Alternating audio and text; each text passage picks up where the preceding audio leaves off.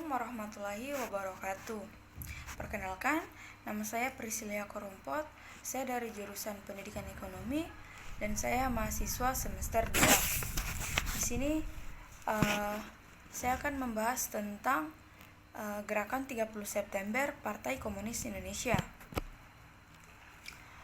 Langsung saja.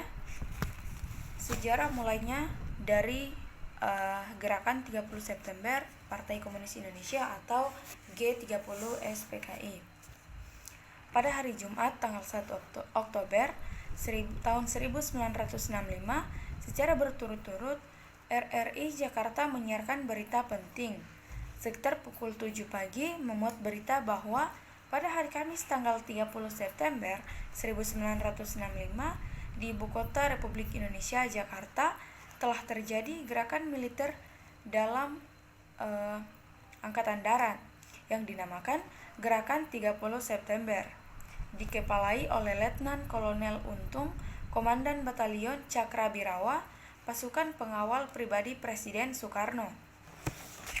Sekitar pukul 13.00, hari itu juga memberitakan Dekrit nomor 1 tentang pembentukan Dewan Revolusi Indonesia dan keputusan nomor 1 tentang susunan Dewan Revolusi Indonesia.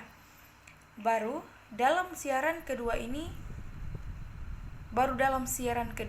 ini diumumkan susunan Komandan Brigjen Suparjo, Letnan Kolonel Udara Heru, Kolonel Laut Sonardi, dan Ajus Komisaris Besar Polisi Anwas sebagai wakil komandan. Pada pukul 19.00 hari itu juga RRI Jakarta menyiarkan pidato radio Panglima Komandan Jadangan Strategis Angkatan Darat, Mayor Jenderal Soeharto, yang menyampaikan bahwa gerakan 30 September tersebut adalah golongan kontra revolusioner yang telah menculik beberapa perwira tinggi Angkatan Darat dan telah mengambil alih kekuasaan negara dari Presiden atau Panglima tertinggi ABRI atau anggota bersenjata Republik Indonesia atau pemimpin besar revolusi yang melempar kabinet Dwikora ke dudukan demisioner. Latar belakang G30 SPKI perlu ditelusuri sejak masuknya paham komunisme atau Marxisme-Leninisme ke Indonesia awal abad 20. Penyusupannya ke dalam organisasi lain serta kaitannya dengan gerakan komunisme internasional. Dalam hal-hal yang mendasar dari politik PKI, di Indonesia terbukti merupakan pelaksanaan perintah dari pemimpin gerakan komunisme internasional. Persiapan PKI yang pertama, membentuk biro khusus di bawah pimpinan Syam Kamaruzman.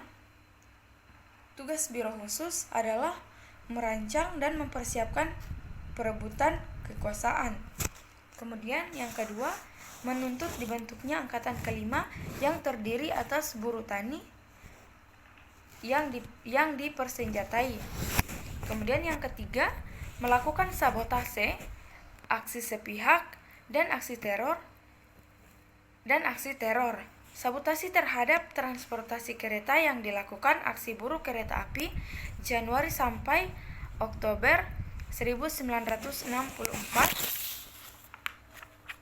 yang mengakibatkan serentetan kecelakaan kereta api seperti di Purwokerto, Kroya, Tasikmalaya, Bandung, dan Tanah Abang. Aksi sepihak misalnya peristiwa Jengkol, Bandar Betsi, dan peristiwa Indramayu. Aksi teror misalnya peristiwa Kanigoro Kediri. Hal ini dilakukan sebagai persiapan untuk melakukan kudeta.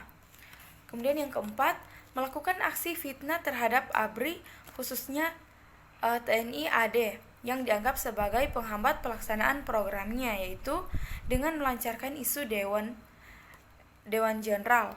Tujuannya untuk menghilangkan kepercayaan terhadap TNI AD dan mengadu domba antara TNI AD dengan Presiden Soekarno. Kemudian yang kelima, melakukan latihan kemiliteran di Lubang Buaya, Pondok Gede, Jakarta. Latihan kemiliteran di Lubang Buaya, Pondok Gede, Jakarta Latihan kemiliteran ini merupakan sarana persiapan untuk melakukan pemberontakan. Kemudian kronologi cerita singkat dari peristiwa G30 SPKI. Nah, peristiwa G30 SPKI bermula pada tanggal 1 Oktober. Dimulai dengan kasus penculikan 7 jenderal yang terdiri dari anggota staf tentara oleh sekelompok pasukan yang bergerak dari lapangan udara menuju Jakarta daerah selatan. 3 dari 7 jenderal tersebut diantaranya telah dibunuh dari rumah mereka masing-masing, yakni Ahmad Yani, MT Haryono, dan DI Panjaitan. Sementara itu, ketiga target lainnya yaitu Suparto, S. Parman, dan Sutoyo ditangkap secara hidup-hidup. Abdul Haris Nasution yang menjadi target utama kelompok pasukan tersebut berhasil kabur setelah berusaha melompati dinding batas Kedubes Irak. Meskipun begitu, Pir Tendean beserta anak gadisnya, Ade Irma S. Nasution, pun tewas setelah ditangkap dan ditembak pada 6 Oktober oleh Regu Sergap. Korban tewas semakin bertambah di saat Regu penculik menembak serta membunuh seorang polisi penjaga rumah tangga Nasution. Albert Naiborhu menjadi korban terakhir dalam kejadian ini. Tak sedikit mayat jenderal yang dibunuh lalu dibuang di lubang buaya. Sekitar 2.000 pasukan TNI diterjunkan untuk menduduki sebuah tempat, yakni dikenal dengan nama Lapangan Merdeka atau Monas.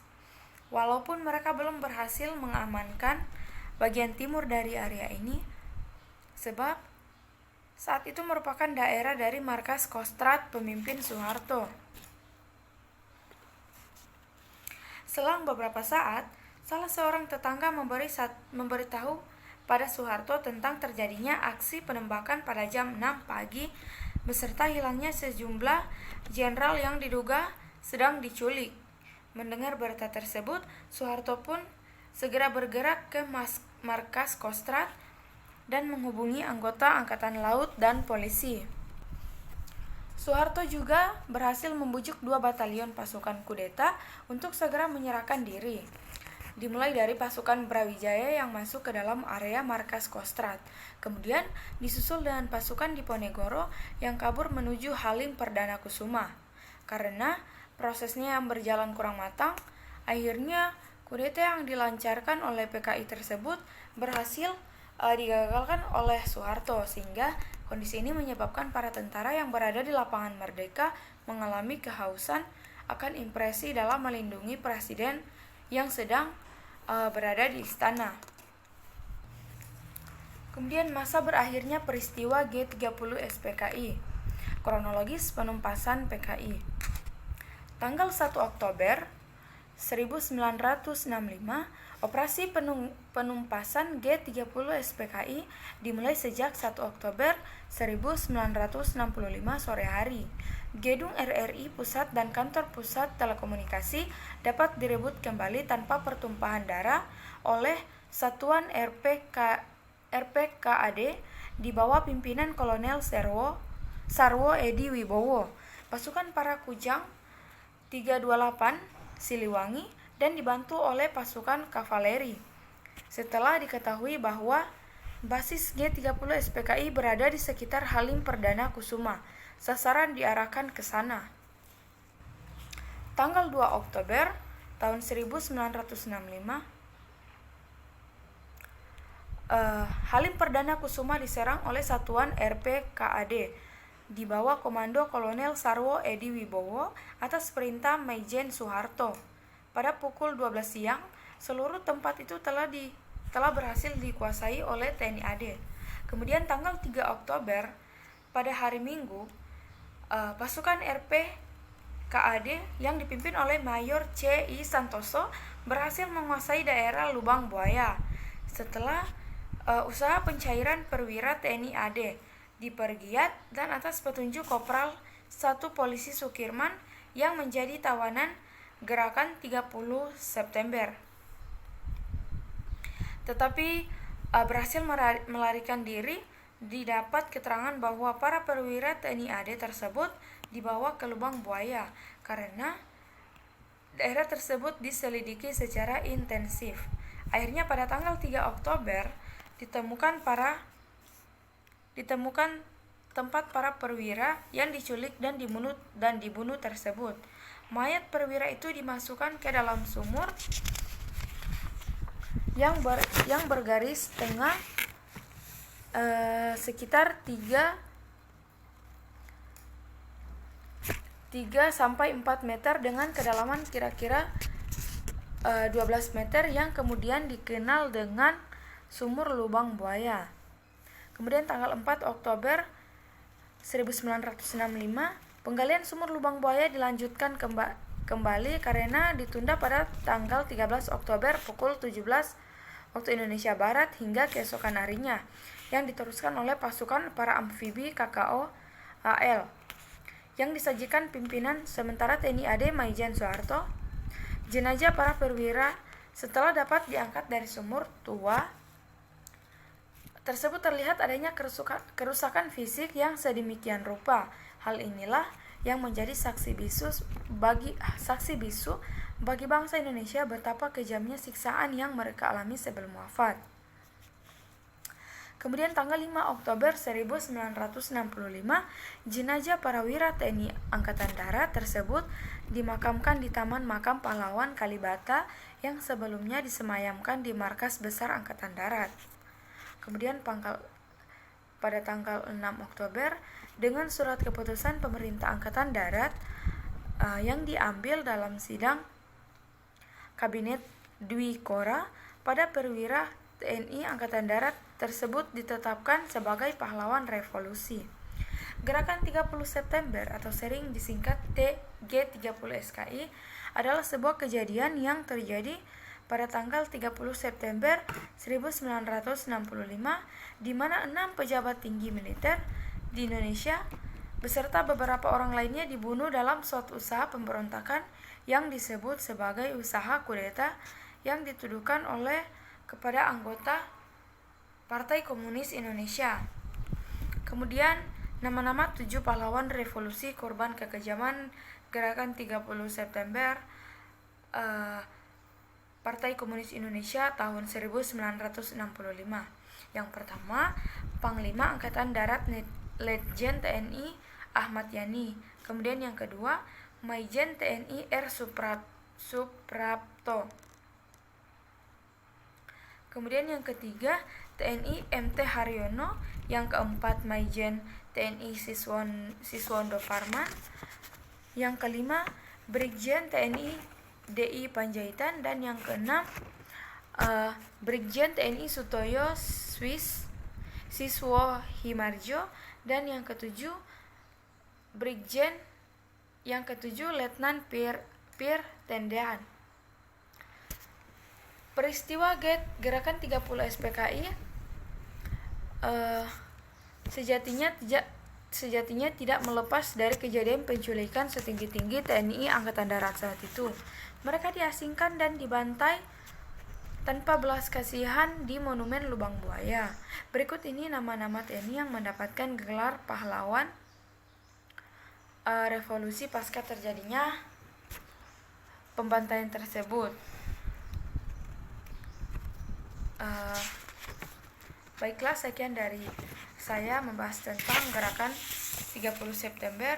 Kemudian selanjutnya saya akan melanjutkan tentang di balik teror bom Makassar. Di balik umat Kristiani perayaan Paskah, masyarakat dikejutkan dengan aksi bom bunuh diri yang terjadi di Makassar. Ledakan bom bunuh diri ini terjadi di depan Gereja Katedral Makassar tanggal 28 Maret 2021 pukul 10 lewat 28 waktu Indonesia Tengah. Saat ledakan terjadi, di gereja masih ada sejumlah jemaat gereja yang tengah menjalankan ibadah. Pelaku bom bunuh diri diduga 2 orang dengan menggunakan sepeda motor. Jumlah korban jiwa dari pihak jemaat gereja beruntung bisa direduksi. Karena pelaku bom bunuh diri sempat dicegah dengan security saat akan masuk ke pelataran gereja. Pelaku yang ketahuan akhirnya meledakkan diri di lokasi sebelum sempat merangsek masuk ke gereja. Kemudian, apakah aksi teror bom bunuh diri yang terjadi di gereja katedral ini tidak ada kaitannya dengan tindak penangkapan 19 terduga teroris di Makassar? Saat ini masih menjadi penyelidikan aparat kepolisian. Pihak berwajib dikabarkan kini masih menyelidiki jaringan siapa yang terlibat dan siapa identitas 2 pelaku bom bunuh diri yang beraksi. Terlepas siapa dalang dibalik aksi teror bom di Makassar dan apakah teror bom bunuh diri yang terjadi di Makassar dilakukan lone wolf atau bagian dari jaringan teroris yang lebih terorganisasi, kasus ini memperlihatkan bahwa aksi terorisme ini di Indonesia belum benar-benar bisa diredam. Dalam beberapa saat, memang aksi teror tidak muncul, tetapi pada saat kita lengah, tiba-tiba aksi teror bom muncul tanpa bisa diduga. Terorisme dan radikalisme ibaratnya merupakan 2 sisi mata uang yang tidak dapat dipisahkan. Secara teoretis, radikalisme sesungguhnya merupakan doktrin politik yang mengilhami gerakan republik dan nasional yang berkomitmen terhadap kebebasan dan emansipasi individual dan kolektif, yang diarahkan melawan status quo monarkis dan dominasi aristokrat atau Ring dan Sarma 2016. Pada awalnya, radikalisme kebanyakan berupa sikap anti-ulama, anti-monarki, dan pro-demokrasi. Namun demikian, dalam pengembangannya, di Indonesia istilah radikalisme telah jauh bergeser dan seringkali diasosiasikan dengan munculnya gerakan dan sikap militan kelompok tertentu yang cenderung ke arah ekstremisme dengan kekerasan massal yang destruktif. Kemudian, radikalisme bukan hanya melahirkan gerakan dan aksi terorisme, tetapi juga tak jarang menjelma dalam aksi-aksi yang lebih soft seperti sikap toleransi, yang biasanya dengan cepat bisa berubah menjadi aksi terorisme. Kesulitan memberantas aksi teror di Indonesia sedikit banyak ada kaitannya dengan adanya kantong-kantong gerakan radikalisme dan sikap intoleransi yang terbesar di berbagai daerah. Kemudian, kekeliruan memahami apa yang menjadi akar di baliknya terjadi aksi teror dan radikalisme secara garis besar memang disebabkan warisan sejumlah asumsi dan problematik. Pertama, kekeliruan yang menuduh bahwa orang-orang yang melakukan atau terlibat dalam terorisme disebut selalu berasal dari kelompok ekstremis yang menganut paham keagamaan, yang mendukung dan menginspirasi tindak kekerasan. Kemudian yang kedua, berkaitan dengan pertanyaan pokok yang rawan tergelincir dalam tuduhan yang salah.